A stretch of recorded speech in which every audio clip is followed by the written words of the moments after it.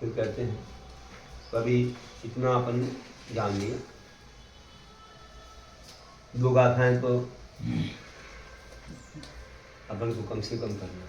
तो जीव अभी क्या आज क्या अपन ने समझा है, थोड़ा और समझ लो कि जीव मूर्तिक और अमूर्तिक रूप है ना, मूर्तिक और अमूर्तिक रूप है।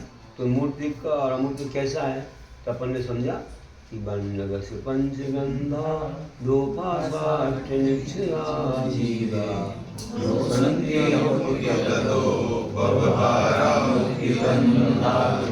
निश्चय निश्चय से जीवे जीव में पंच वर्ण रस दो गंध अर्थपात, पांच वर्ण पांच रस दो गंध आठ स्पर्श नहीं सुनती है, तो इसलिए अमूर्ति जीव अमूर्तिक है। व्यवहार ने से बंधा दो, कर्मबंध होने के कारण वह मुक्ति मतलब मूर्ति। तो अमूर्तिक क्यों है, क्योंकि ये जो जितने भी वर्ण आदि हैं, जैसे 5 वर्ण हैं तो काला नीला पीला लाल सफेद है ना, और 5 रस हैं तो जो है ना खट्टा मीठा चरपला तीखा और कसार है ना, 2 गंध सुगंध दुर्गंध, 8 स्पर्श है तो अपन ठंडा गरम हल्का भारी सूखा चिकना कड़ा नरम ये नहीं होते हैं जीव में, इस कारण से क्योंकि उसके साथ कोई तरह का संबंध नहीं है तो वह अमूर्तिक है। और जब कर्मों का संबंध है तो मूर्तिक है। ऐसा अपन जिस अपेक्षा से देखो, कैमरे से देखो तो ऊपर का, और एक्सरे से देखो तो अंदर का, तो वैसे ही हो गया। इससे से देखो तो ये कुछ नहीं है, और व्यवहार से देखो तो ये सब कुछ ये सब। इसका जो है ना अपन ने थोड़ी पद्यानुवाद है इसमें पेज नंबर 20 पर।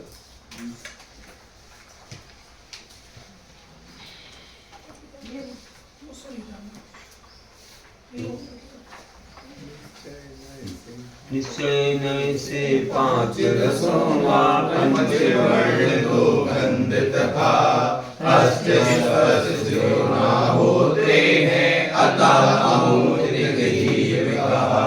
व्यवहार नय से विधिवंत हो अतः मूर्ति भी जीव रहा। दोनों नय सम्यक रूप है जिन वर ने उपदेश कहा। व्यवहार नय से रहा।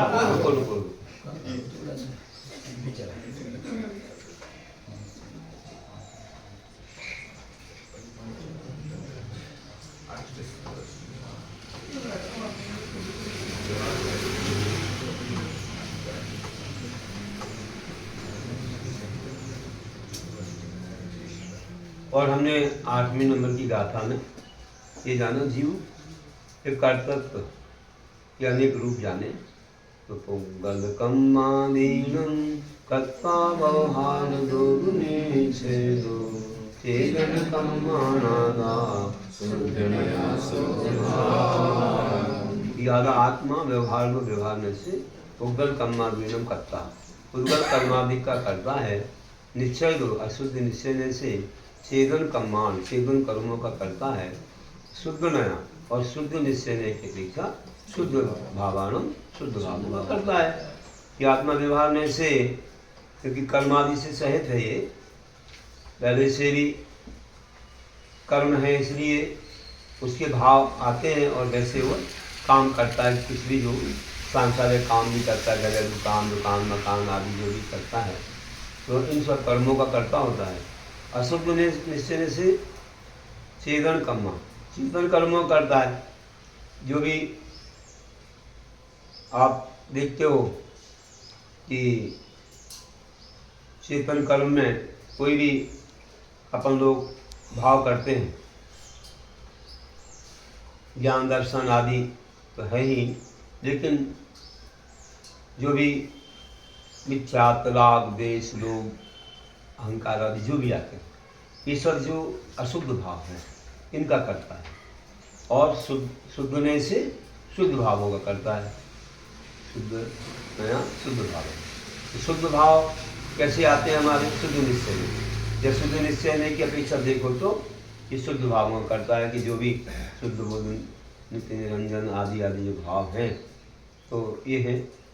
और इस प्रकार से करता हुआ जो भी इसके अंदर अपने आत्मा के, अपने स्वरूप के, अपने और भी इंद्रियादेश से रहित होकर के जो महान भाव आते हैं, तो वह भाव जो है वो शुद्ध निश्चय में से आते हैं।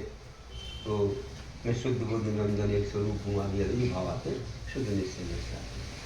और ज्ञानवाद में करते हैं कि व्यवहार में से रहा आत्मा पुद्गल कर्मों का करता, अशुद्ध निश्चय से कहते चेतन कर्मों का करता। शुद्ध ही निश्चय से देखो शुद्ध भाव का करता है, जिन पर वाणी की है उत्तम अटल ही कर्म व्यवस्था है। महावीर